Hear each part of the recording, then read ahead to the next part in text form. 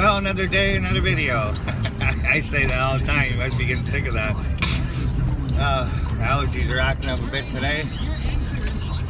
Anyway, I'm just getting ready to go out and do some sales for asphalt driveway sealer. You know, it's one of the greatest gifts I have other today is happy thoughts, is having the motivation to do things. I remember years ago there, hungover, and you know, having things to do and just not feeling like doing it. You know, that was part of the whole depression and being sad and, you know,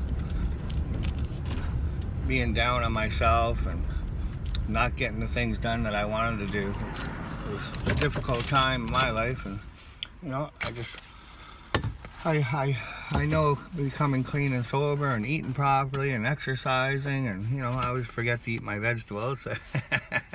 You know, getting a proper diet and education. There's so much more than just not drinking in life, and that's why when Dr. Phil says, you know, are you white knuckling your addiction, or in that meaning that you know, you're not searching out and finding the underlying issues and problems in your life, and you're just switching it up for something else. You know, there's so many people that, you know, that quit one addiction and just move on to something else. You know, and you know, I believe in a way, as long as it's a healthier alternative and you don't become too obsessed in it over, you know, over everything else in your life, that, you know, it is a good option to carry out, that you don't have the negative consequences as opposed to the, you know, the drugs or the alcohol, say, or the, you know, you know, the sex, you know, trade that you're apt to catch something, or gambling, you're losing your money, your house, everything. But anyway, today I wrote a piece on addictions.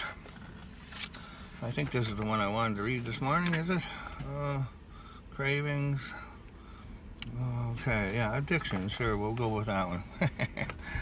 Okay. The state of being enslaved to a habit or practice, or to something that is physiologically or physically habit forming, as narcotics to such an extent that its sensation causes severe trauma. I just finished writing this whole post, and somehow when I went to publish it, it disappeared.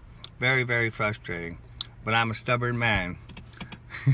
My light was going in and out. I'm a stubborn man, and with success, and will succeed in writing it again now. And I did.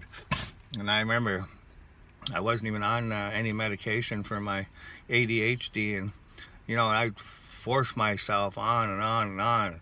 You know, and so many times, even doing these videos, I'd run out of time, and you know, the phone would be backlogged with the memory, short of memory, and you know, and all the times I had to redo these darn things. Today I'm on video 56, and I was happy there 55 yesterday. I just was following up with my, you know, reposting them onto this site, social 22 social road to recovery. I upload them to YouTube first, and then I edit them. And anyway, okay, here we go again. If a person is stressed by trauma caused by the use of a substance like narcotics, and that trauma comes from the negative consequences of that use, it becomes a spiral effect, in that we use the substance to cover up the negative consequences of using that substance.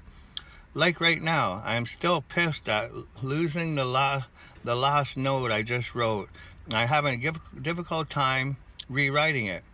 In my past, I would have smashed something or smashed something by now to get the immediate relief.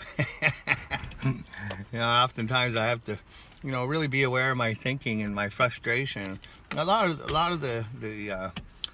my ADHD and lack of focus, and you know, being able to bring you know, consolidation with all my thoughts in my head, and you know, having you know, I could bring them through in my head, but to be able to have an outward effect and communicating that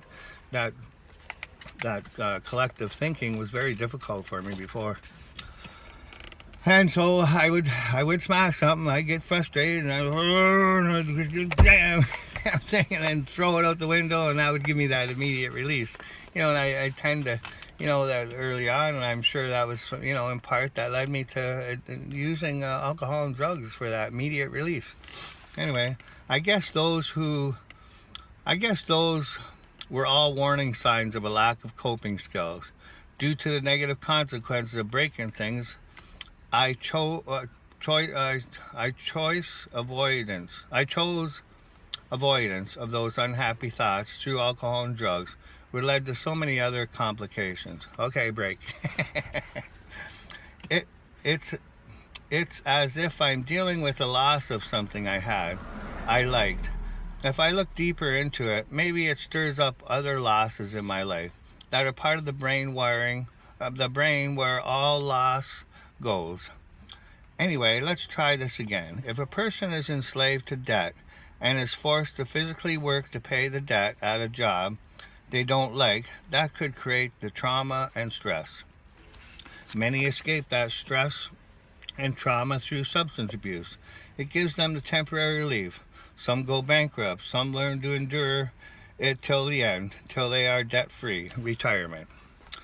Can one induce self-trauma by using an addictive substance that causes negative consequences? And it's those negative consequences that keep us using in a cycle of self-destruction. Some avoid the stress through alcohol and drugs to get that temporary escape, even if it means using till they die. And I know so many who have just given to self-destruction and used alcohol or drugs till the day they died.